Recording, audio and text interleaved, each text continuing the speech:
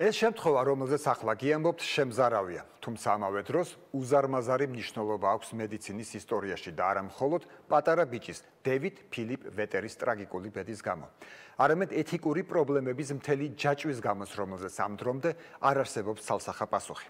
ახლა მოგიყვებით ამ ისტორიას და მერე თქვენ შეეცადეთ გასცეთ პასუხი კითხვას. თავარ კითხვას. ვეტერები მორწმუნე ქრისტიანები იყვნენ და ბედნიერად იცხოვრებდნენ, რომ არა ერთი გენეტიკური პრობლემა. მათი უფროსი შვილი დევიდ ჯოზეფ ვეტერი 7 თვის ასაკში გარდაიცვალა. დიაგნოზი შემზარავი იყო, იმ თვალსაზრისითაც, რომ გადარჩენის შანსი ფაქტობრივად არ იძლეოდა. ალიმფოციტოზი, ანუ გლანცმან-რინიკერის სინდრომი, იგივე მძიმე კომბინირებული იმუნოდეფიციტი. იმ შემთხვევის შემდეგ, რომელზეც ახლა მოგიყვებით, ამ დაავადებამ კიდევ ერთი სახელი შეიძინა. ამ დაავადების არსის შემდეგში მდგომარეობს გენეტიკური დეფექტი ანგრევს ჩანგლისებრ ჯირკვალს, თიმუსს, რის შედეგადაც ახალშობილს საერთოდ არ აქვს T ლიმფოციტები, ხოლო B ლიმფოციტები აქვს, მაგრამ არ უფუნქციონირებს. ეს იშვიათი დაავადებაა და მისი ალბათობა 100,000 ახალშობილზე ერთია. სხვათა შორის აპაჩის და ნავახოს ინდიელების გარდა, რომელთა შორის ამ დაავადების ალბათობა 1-2500-თანაა. და კიდევ, თუ კი ბიჭი ამ დაავადებით დაიბადება, ალბათობა, რომ ოჯახში მომდევნო ბიჭსაც იგივე დაავადება ექნება 50%-ია.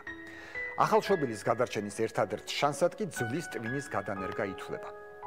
ვეტერების ოჯახში ასეთი პოტენციური დონორი ჰყავდათ, მათი ქალიშვილი კეტრინი და როგორც ჩანს, სწორედ ამის გათვალისწინებითაც გარისკეს ვეტერებმა კიდევ ერთი შვილი გაეჩინათ. მით უმეტეს, რომ ბეილორის სამედიცინო კოლეჯის ექიმებმა ჯონ მონტგომერი, მერიენ სტაუტმა და რაფაელ უილსონმა მშობლები დაარწმუნეს, რომ თუ კი მათი შვილი ამ დაავადებით დაიბადებოდა, რისი ალბათობაც ძალიან მაღალი იყო, შესაძლებელი იყო ბავშვი სრულიად სტერილურ ბოქსში მოეთავსებინათ, სადაც ის ძვლის ტვინის გადანერგვის ოპერაციას დაელოდებოდა. რა მოხდებოდა, თუ კი გადანერგვა წარუმატებლად დასრულდებოდა, ეს კითხვა არავის დაუსვამს. ბიჭი დაიბადა, ის სიცოცხლის პირველივე წამსვე სტერილურ ბუშტში მოათავსეს. როგორც მოსალოდნელი იყო, მას ეს დაავადება ჰქონდა. ძვლის ტვინის გადანერგვა კი მართლაც ვერ მოხერხდა. ასე რომ, ბავშვი სამუდამოდ ბუშტში გამოსაკეტად განწირული აღმოჩნდა. გადიოდა დრო, დევიდის ცხოვრება კი ასეთი იყო. სანამ ბუშში წყალს, პროდუქტებს, ტანსაცმელს შეუტანდნენ, ყველაფერი საგულდაგულო დეზინფექციას გადიოდა. იწმინდებოდა ჰაერიც, რომლითაც ბიჭის უნთქავდა. ბავშვთან შეხებაც მხოლოდ და მხოლოდ სპეციალური სტერილური ხელთათმანებით იყო ნებადართული, რომლებიც ბუშტის კედლებში იყო ჩაკერებული. სათამაშოები, წიგნები და ნებისმიერი სხვა ნივთი გულმოდგინედ იწმინდებოდა, რომ მათზე წებოს და ეტიკეტების უმცირესი კვალიც არ ყოფილიყო.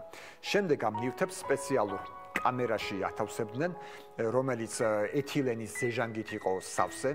იქ რამდენიმე საათს აჩერებდნენ და ამის მერე კიდევ ძალიან დიდ ხანს აერაციას უტარებდნენ.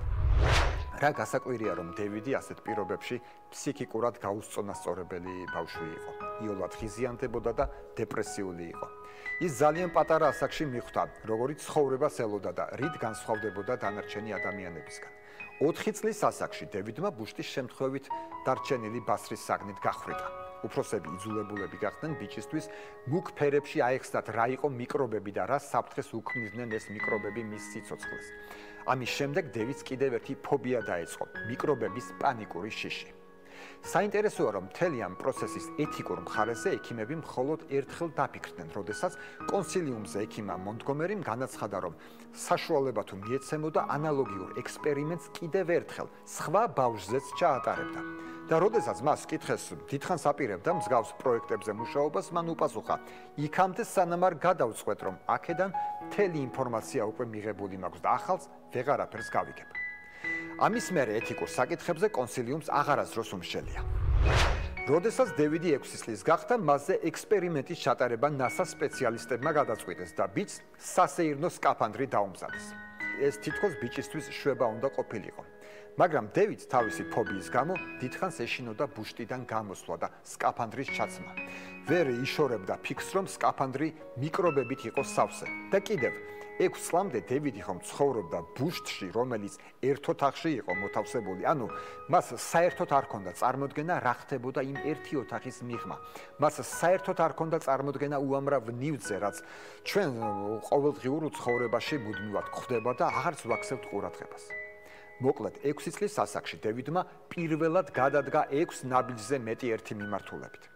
ნასამ კი დეტალური ანგარიში გამოაქვეყნა საბავშვო სკაფანდრის აგებულების შესახებ.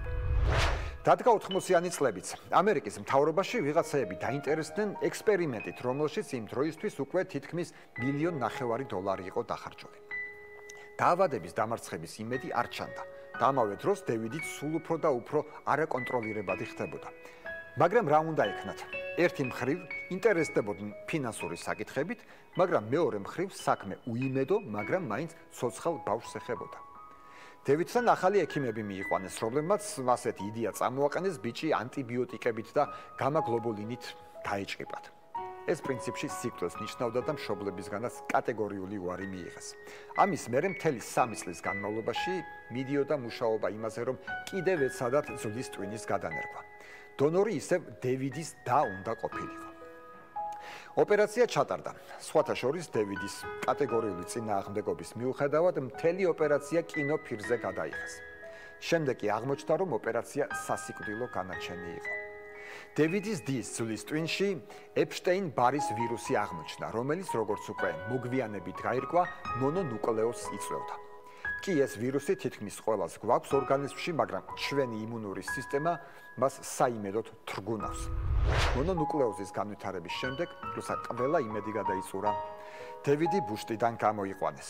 12 წლის ასაკში დედა პირველად შეეხო შვილს ხელთათმანების გარეშე და პირველი, რაც დევიდმა მოითხოვა, კოკა-კოლა იყო, რაზეც სულ ოცნებობდა. დევიდს კი ეს სურვილი არ შეუსრულეს. კოკა-კოლა არ დაალევინეს. ამას მოჰყვა კომა და სიკვდილი.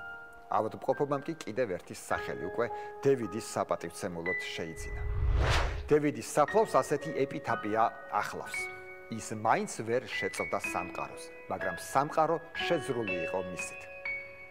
დევიდის ცხოვრების მოტივებზე მოგვიანებით ფილმი გადაიღეს, რომელსაც ბიჭი ბუშტიდან ჰქვია და იმ ფილმში ყველაფერი ჰეპი-ენდით სრულდება.